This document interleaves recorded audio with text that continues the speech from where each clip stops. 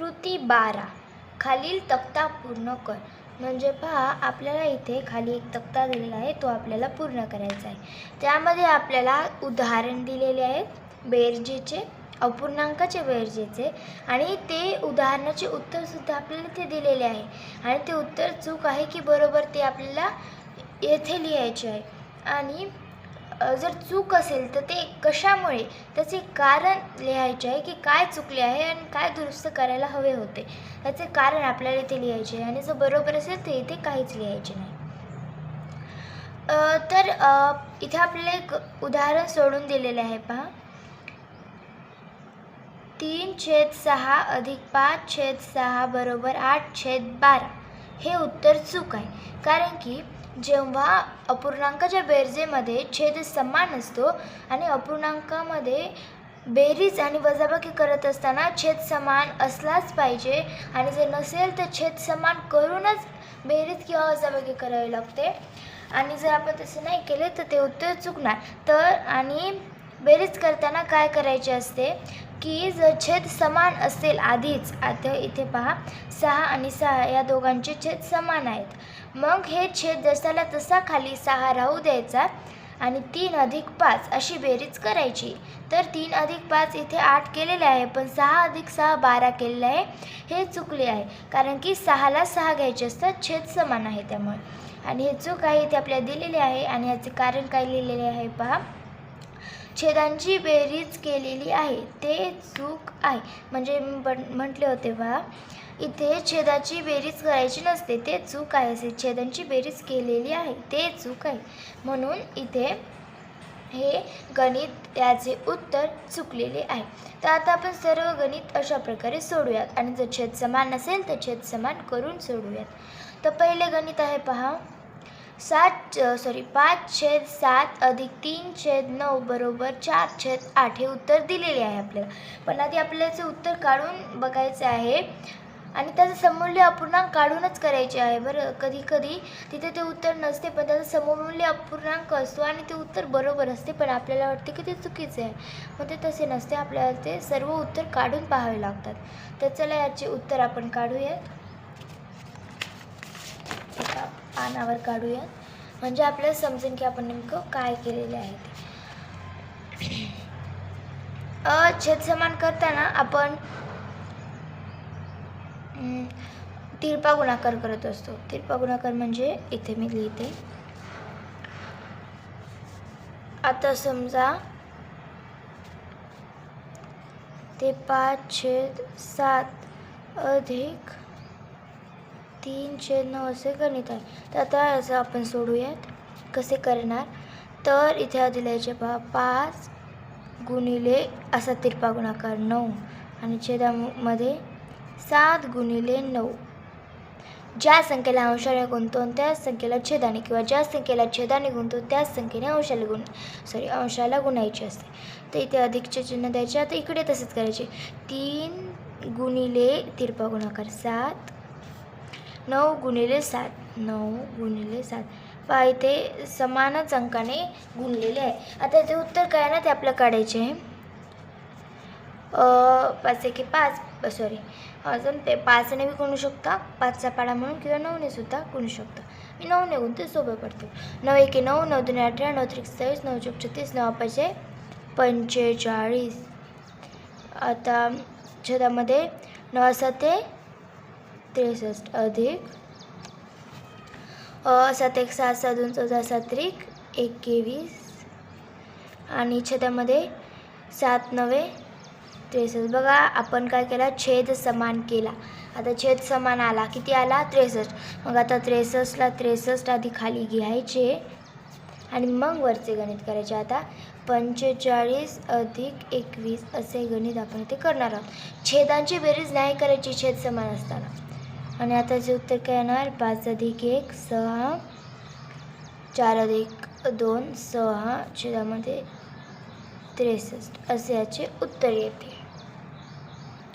आता हे उत्तर इथे नाही, पण कदाचित सममूल्य अपूर्णांक केल्यानंतर येईल, त्यामुळे आधी आपण सममूल्य अपूर्णांक करूया. मी आता अंशाला इथे 3ने भागते, भागिले 3.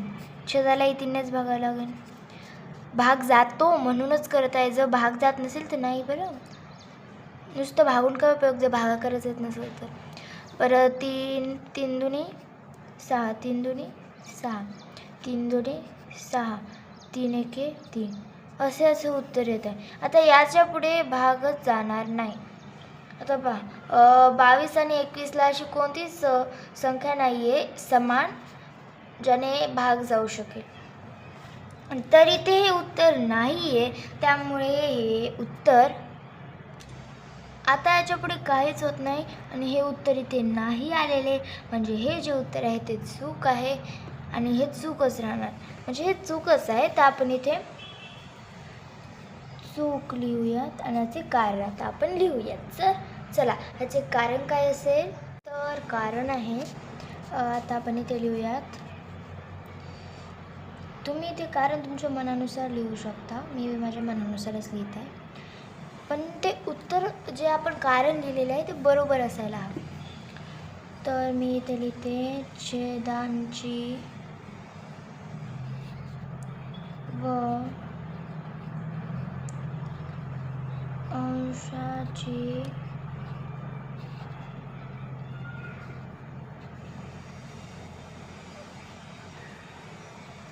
चुकीच्या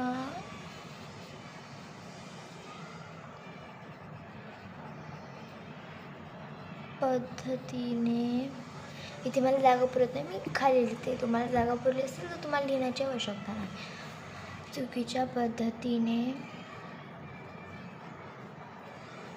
बेरीज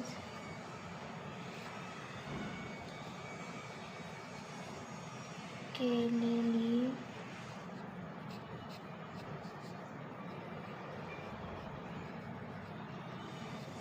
आहे, असे मी इथे कारण लिहिले. छेदांची व अंशाची चुकीच्या पद्धतीने बेरीज केलेली आहे आणि हे बरोबर आहे, कारण की ते छेद समान करून करायचे असते तर त्यांनी काय लॉजिक लावलं की माहीत नाही, पण चुकीच्या पद्धतीने केलेले आहे, त्यामुळे हे चूक आहे. आता हे तर आपल्याला लिहून दिलेले आहे, आपण वाचलेसुद्धा काय आहे कशामुळे चूक आहे. तर याच्यानंतरचे पहा, इथे काय केलेले आहे 3/8 अधिक 3/7 असे गणित आहे. त्याचे उत्तर काय लिहिलेले आहे 6/15. हे सुद्धा दिसतात चुकीचे दिसत आहे. ह्यांनी काय केलेले आहे काय केले आहे आपण नंतर बघूयात, पण तरीसुद्धा आपण याचे उत्तर काढूयात. जर खरंच बरोबर आले तरी बरोबर असेल, त्यामुळे आपण आधी याचे उत्तरच काढूयात.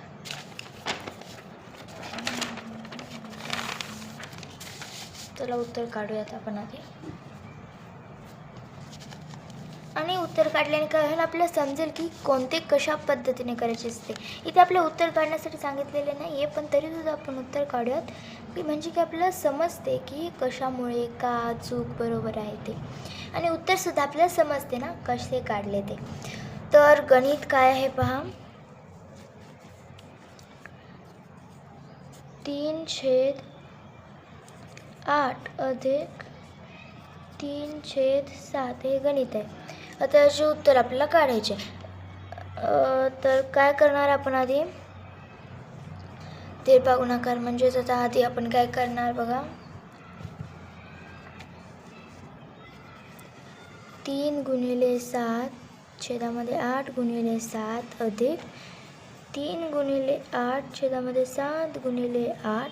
आता हे काय आहे ना 7 × 7 7 × 14 7 × 21 छेदामध्ये 7 × 8 56 अधिक 8 × 8 = 8 × 24.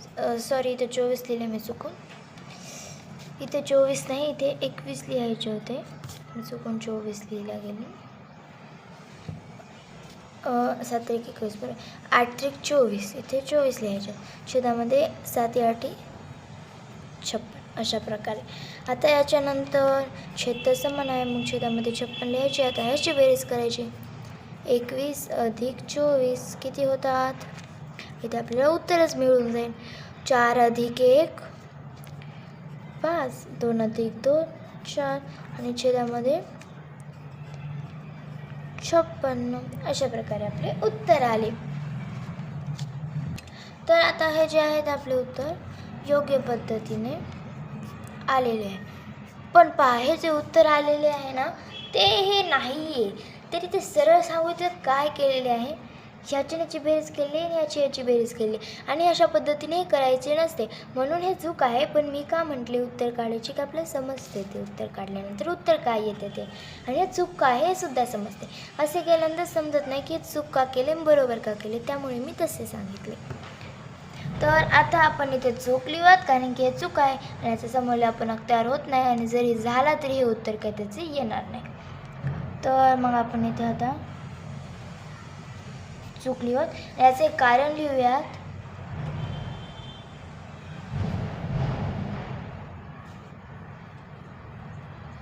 हे बी तुम्ही मनाने लिहू शकता, पण बरोबर पाहिजे. छेदाची व अंशाची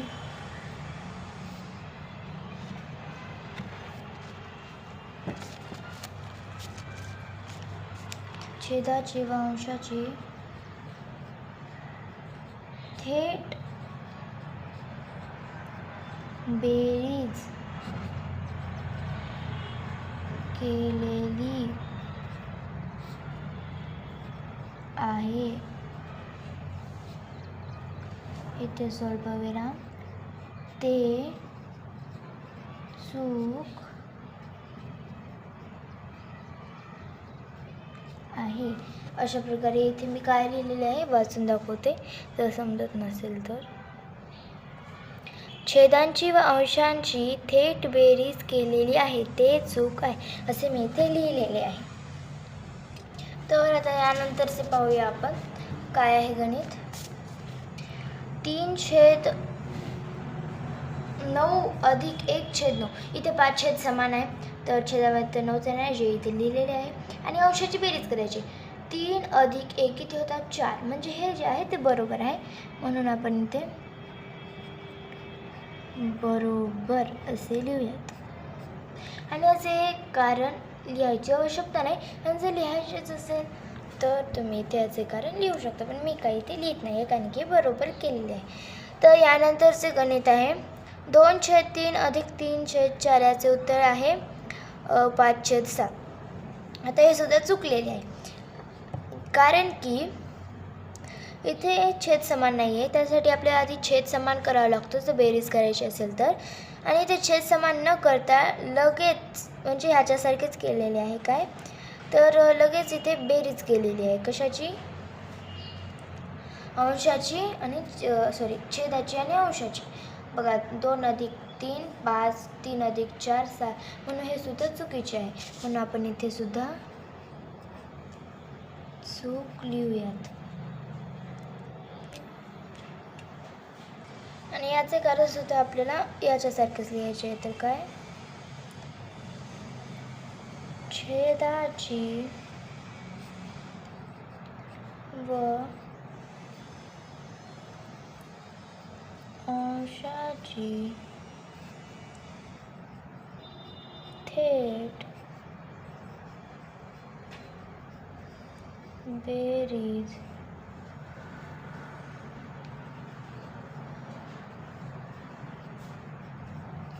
केलेली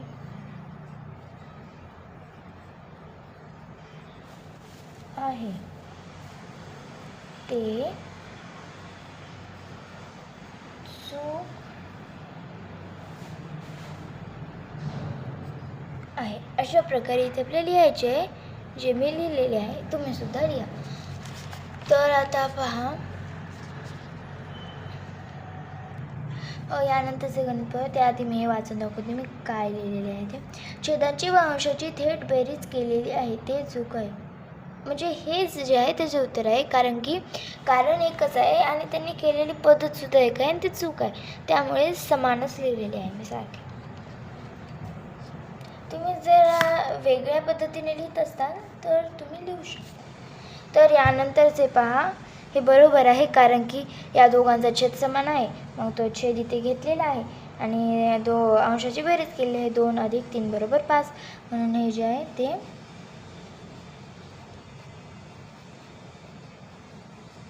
बरोबर आहे. आणि आता याचे कारण लिहायची आवश्यकता नाही, पण जर तुम्हाला लिहायचे असेल तर तुम्ही लिहू शकता. तर अशा प्रकारे आपली कृती क्रमांक 12 इथे संपलेली आहे. आता आपण पुढच्या पानावरील कृती क्रमांक 13 पाहूयात.